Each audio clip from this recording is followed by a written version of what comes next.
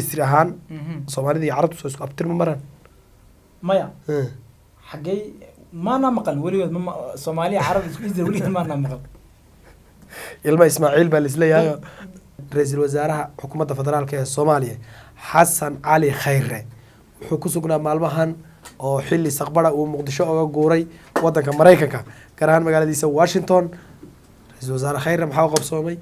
muxuuse ku sugan yahay ra-iisul wasaare khayre iyo washington muxuu kala kulmay bangiga adduunka iyo hay-adda lacagta adduunka IMF waan ogeyn habeen hore ra-iisul wasaaruhu inuu xilli habeennimaha uu ka duulay garoonka aadan cadde magaalada muqdisho kadibna uu transit kusii haa Addis Ababa uuna usii duulay caasimada dalka maraykanka ee Washington DC halkaas wuxuu ka qayb galayay kulanka bangiga adduunka hay-adda lacagta adduunka IMF iyo barnaamijkii Soomaaliya ee deyn cafinta ra-iisul wasaaruhu marka wuxuu khudbad dheer ka jeediyay kulankan waxaa soo qaban qaabisay dalka Ingiriiska ayaa soo qaban qaabiyay ra-iisul wasaaruhu waxa uu aad ugu dheeraaday dadaalada dawladdiisa ama xukuumaddiisa ay u gashay sidii ay u buuxin lahaayeen shuruudihii deyn cafinta wuxuu sheegay dhanka dhaqaalaha iyo horumarada la sameeyey waxaa guul ah marka in wadamadii kasoo qayb galay kulankaas bangiga adduunka iyo hay-adda IMF inay sheegeen in Soomaaliya ay guul ka gaartay barnaamijkii deyn cafinta marka gabagabadiina waxaan rajeynaa insha Allah wixii ka soo baxay noqdo wax dalka Soomaaliya anfacaya deymaha badan ee lagu leeyahay tan iyo burburkiina looga cafinayo marka wafdiga ra-iisul wasaaraha oo golaha wasiirada ay kamid yihiin waxaa lagu wadaa in kulanka markuu dhamaado ay dib u soo laabtaan sidoo kale ra-iisul wasaaruhu wuxuu kulan la qaadan doonaa madaxda bangiga adduunka iyo hay-adda lacagta adduunka IMF waxaana lagu lafaguri doonaa kulankaasi Soomaaliya shuruudaha loo diray iyo cashirkiisii waxyaabihii ay ka keentay natiijooyin ka soo baxay sida ay u buuxisay shuruudihii deyn cafinta markaas kadibna wajiga xiga ee barnaamijka deyn cafinta ayaa loo gudageli doonaa marka ra-iisul wasaaruhu ugu dambeynta iyo wixii ka soo baxay ayaan daawadayaasha insha Allah la wadaagi doonaa laakiin hadda wadamadii meesha yimaaday ee kulan ka qayb galay dhammaan Soomaaliya way ammaaneen waxayna sheegeen inay guul ku talaabsatay oo dhanka deyn cafinta shuruudihii looga baahnaa aad iyo aad baad u mahadsan tahay kiiska maxkamadda ICJ ee Kenya iyo Soomaaliya marba meel bufooda saaray mar waxaa la dhahayay Soomaaliya wadata mar Kenya wadata mar kana mar ugu dambeyn wuxuu hadda fooda saaray meel aad moodo inuu Kenya u yar xaglinayo marka bal maxaa xog ugu dambaysa ka soo korodhay kulli kiiska maxkamadda gabagabada markuu soo dhamaado wadan baa la dhihi la tag bal inta sida gorgorkii no waxa arinta kiiska badda wali way taagan tahay waxaan ogeyn in markii labaad dib loo dhigay markii hore bishii la soo dhaafay September ayay ahayd kiiska la dhageysto waa kan ogeyn dawladda Kenya ay geysay dalab maxkamadda ICJ-da dalabkaasi oo ahaa in dib loogu dhigo muddo dhowr bilood ah dalabka Kenya waxna waa looga ogolaaday waxna loogama ogolaanin muddadii ay rabeen dabcan looma ogolaan laakiin muddo ka yar baa loo ogolaaday waxaana markaasi loo ogolaaday bisha November hadda nagu soo aadan oo bishan ta ku xigta afarteeda in kiiska dacwadda oo furmo arintii Soomaaliya waa laga qayb galiyay arintii waxay noqotay in markaasi Kenya 4 November loo gaarsiiyo oo dalabkeedii halkaas intaas loogu daro kadibna 4 November ay kiiska dacwadda dhageysigiisa oo bilowdo sidaas la soo ogaa Kenya ayaa mar kale dalab geysay maxkamadda ICJ-da oo ku aadan in waqtiga loo kordhiyo hase yeeshee waqti dheer bay dalbatay ilaa bisha September ee sanadka 2020 waa xilli doorasho Soomaaliya ay soo diyaarinayso oo marxalad doorasho iyo saansaan doorasho iyo wax maarad wadanka siyaasad adag lagu kilkilinayo arintii baa marka Soomaaliya loo yeeray waxaa Soomaaliya loogu yeeray in bal arintaas maadaama Kenya ay markaa dalbatay in dib loogu dhigo Soomaaliya bal go'aankeeda la weydiiyo waa kii wafdi Soomaaliya uu hogaaminayay wasaarada ku-xigeenka Soomaaliya Mahdi Maxamed Gulaad Khadar uu Muqdisho ka dhoofay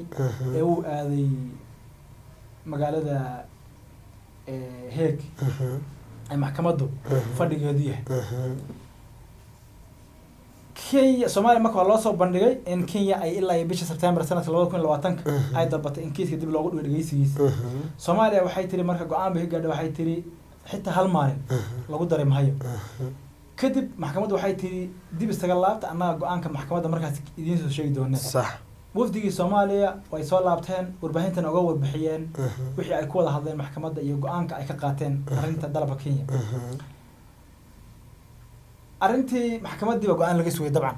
dad badan ay sugayeen xilliga runta waxaan ogeyn daraad in waraaqa ay ordayeen baraha bulshada meelaha lala wadaagayay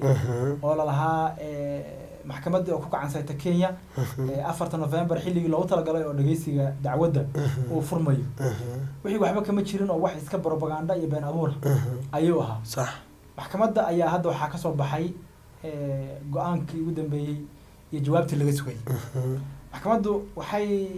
marka moodaa in waxoogaa ay u helisay dhanka Kenya marka aan fiirin inkastoo waqtigii Kenya ay rabtay aan loo la wada siinin haddana muddo yar unbaa u dhaxayso waqtigii Kenya ay codsatay iyo waqtigii hadda la siiyay dib loogu dhigay bisha June 2020 yaa dhageysiga dacwadda badda uu noqonaya kiiska labada dal u dhaxeeya leeyahay marka June markaan fiirino waxa u dhaxeeya markii xilliga Kenya ay qabsatay July August ta ku xigta waa September reebta aadiya marka laba bilood uma laga soo soo ka dhigay xilligii Kenya ay dalbatay oo iyada ay September ahaa marka waxa moodaa xilligii lagu soo hagaajiyay inay tahay xilli Soomaaliya ay doorasho isu diyaarinayso dalkuna siyaasad ahaan uusan deganayn axsaabta siyaasadda iyo madaxda dawladda hadda haysta dhamaantood ay isu diyaarinayaan kursigaasi si markale waxa weeye ay u hantin lahaayeen aadiya axsaabta siyaasadda dalkana ay waxa weeye kursigaasi bal ugu guuleysan lahaayeen aadiya waxaan ognahay dawladda hadda jirta waqtigeeda inuu ku egyahay 7 November sanadka 2021 marka waxaa moodaa Kenya in ay ciyaarayso hab diblomaasiyadeed dadka intii fahmaysa tactic cusub waxyaabo kalena waxa laga yaabaa inay ku hoos jiraan laakiin waxaa moodaa inay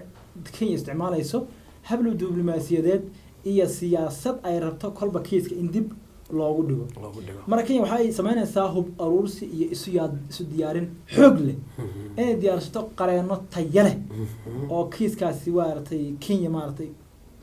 in ay ku guuleysto sababi kara waynaba muuqataa inay Kenya samaysto xulufo midowga Afrika beesha caalamka qaramada midoobay kuwaas oo dhammaan Kenya ku gacansiiya si kiiskaasi iyada loogu xukumin lahaa aadiyaad dhanka Soomaaliya waxa moodaa xogaa jaleeca dhanka Soomaaliya ay muujinayso kalsooni fara badan laakiin waxoogaa jaleeca ayaa ka jira dhanka qareenada soo kordhay dhanka qareenada Soomaaliya kiiska uu matalaya marka waxa muuqata marka haday sidan ku socoto laga yaabaa kolba sida hadda la moodayo inuu san wax u dhicin laakiin waxa laga yaabaa waxa aad mugdi ugu jira in kiiskan hal wadan loo xukumo sida uu wuxuu socdo marka la fiiriyo in marka Soomaaliya intii cadaad la saaro Soomaaliya iyo Kenya dhaho badda waxa weeye laba qaybood u kala qaad oo isla eg waa sida Kenya hadda ay rabto marka loo fiiriyo taagtiga iyo diblomaasiyadda Soomaaliya ee Kenya ay ciyaarayso waqtiga ay dheereynayso waxa kale oo laga yaabaa ayadana oo suurtagal ah maadaama xil doorasho ku soo hagayo dhageysiga kiiska in Soomaaliya ay tiraahdo maadaama xil doorasho aan ku jirno doorashada ay u baahan tahay dadaal badan iyo waqti campaign iyo maartay ole iyo maartay dhaqaale fara badan dib hana loogu dhigo ilaa doorashadu ay ka dhacayso waxa sidoo kale iyadana macquul ah in Kenya hadda ay sii diyaarsato musharaxa madaxweyne farmaajo kursiga kala wareegi la doorashada soo socota oo dhaqaale lagu bixiyo musharaxaasi marka Kenya ay ka dhaxlagto danteeda ah in badda ama iyadoo ay wada qaato ama qayb kamid ah ay qaadato sax marka la fiiriyo kiiska badda Soomaaliya sida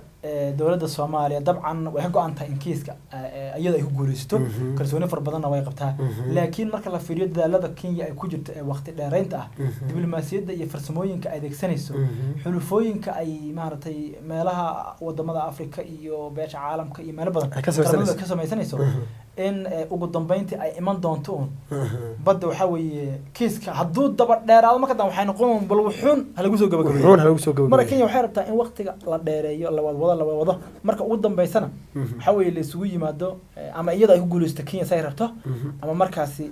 laba dhinac intii loo kala geeyo la dhaha intan muranka ku saabsan qaato intana Soomaaliya qaato murankana maadaama waqti qaato dhaqaale badan oo ku baxayo hala soo afjaro si labada wadanna waxa weeye xiriirkoodii wanaagsanaa loo soo celiyo waxaa jirtay Cabdiraxmaan Fakaadho hadda ka hor waa dhaweyto wadamada Carabta ay sheegaan in ay garab taagan yihiin Soomaaliya wadamo Carab horta Soomaaliya Carab ma ahaan jirin waagi hore xasiyad barra ku daray dawladda siyaad barra markay jirtay baa ceel shidaal waxa laga helay meel hadda masaajid ka dhisan yahay in Hargeysa maranaya in Muqdisho noo sheekeynay Muqdisho Hargeysa ma garanay Muqdisho way xur meel baa waxa laga helay buu ceel shidaal sidaan shidaalka loo soo bixin meesha masaajid baa laga dhisay buu Sacuudiga masaajid ka dhisan Carabtina waxay tiri maanta laga bilaabo Soomaaliya idinku Carab baa batiinba sidii baan Carab ku noqon qoolay qorqabad biyo kuma cabtee anoo nima Soomaali Afrikaan ah Carab horta ma nihin aadiyad marka wadamada Carabta ee markaas sheegay Soomaaliya inay garab taagan yihiin laakiin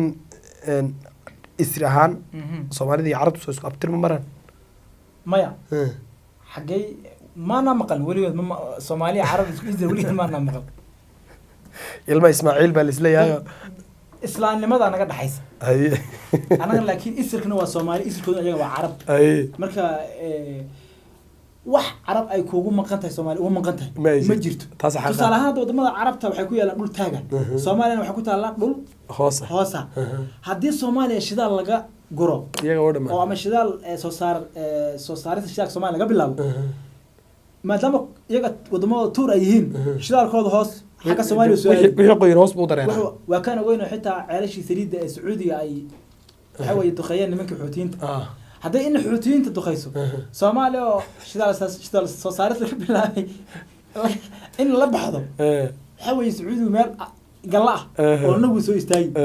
marka wadamadaasi danbay wateen tusaale ahaan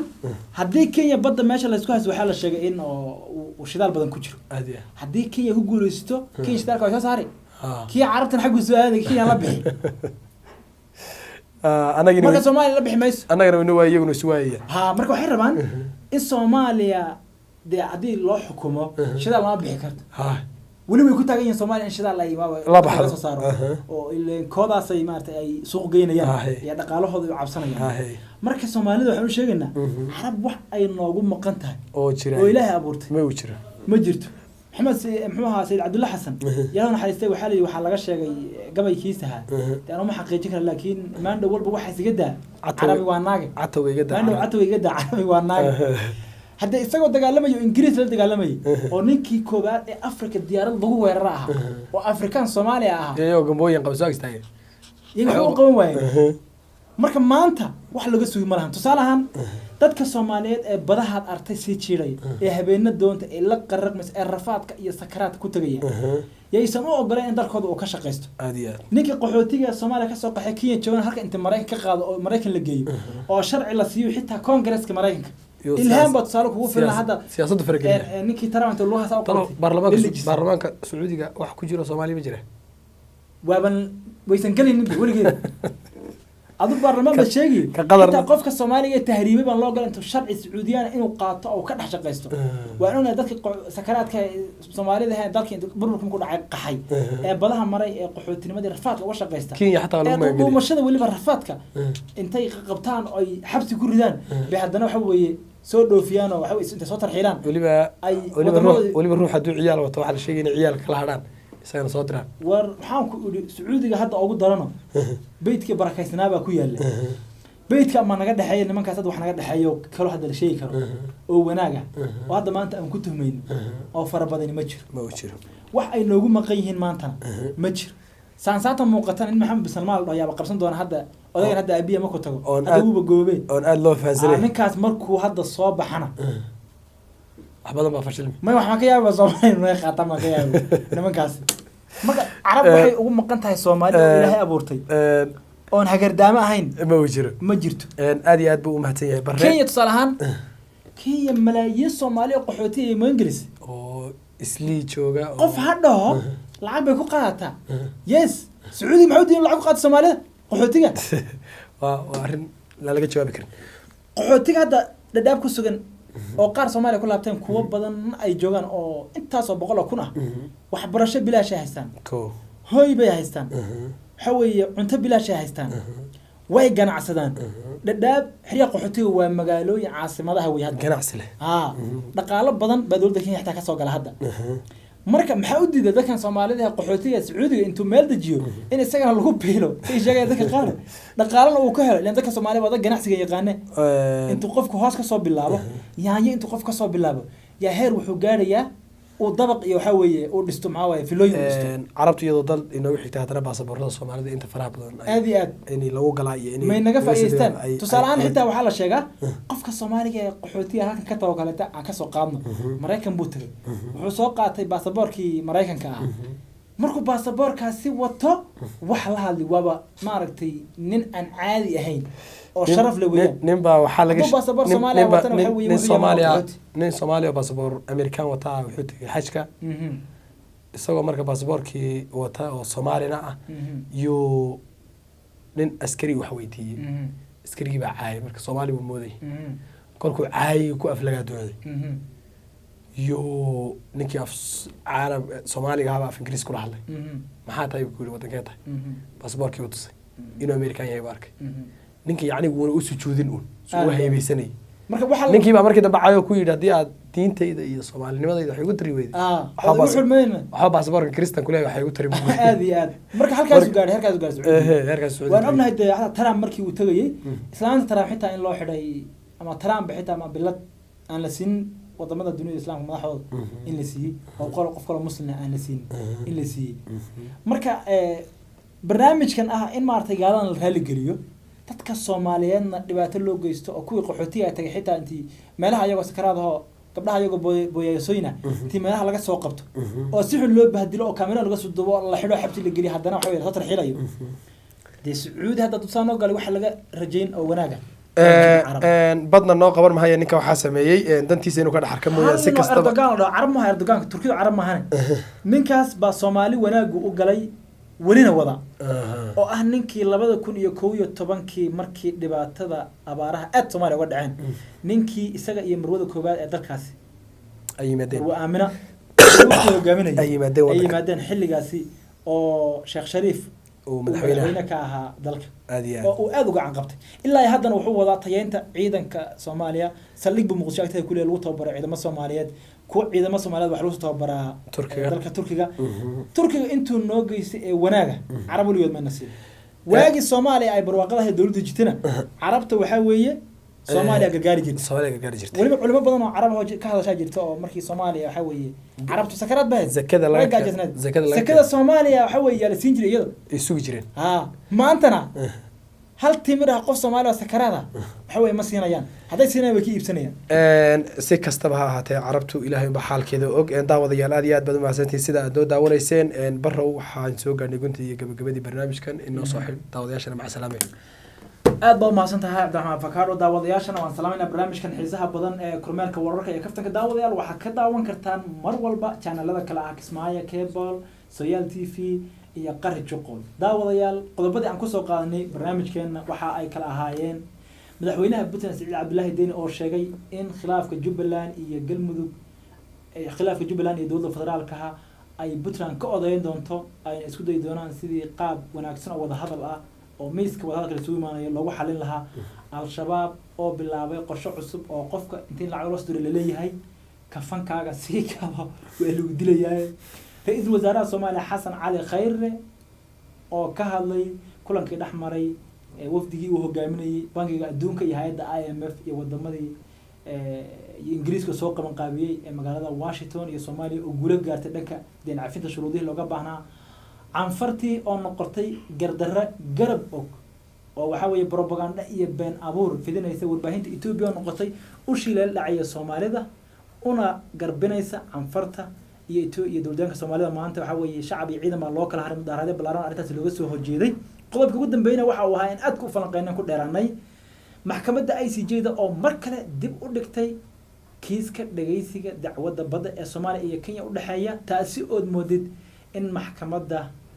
ay dalabkii Kenya wax badan oo kamid ah ay aqbashay laakiin kii Soomaaliya aan la tixgelinin maadaama Soomaaliya ay ku adkaysatay in 4 November kiiska la dhageysto qodobadaasi ayaan ku falanqeynay mahadhaga saaxiibkay Cabdiraxmaan Avocado iyo anigoo Barreelka Cas ayaa barnaamijkan idin falanqeynay daawadayaal intaan barnaamijkan mid la mid ah kulmi doono waxaan idin leenahay sidaas iyo nabadgelyo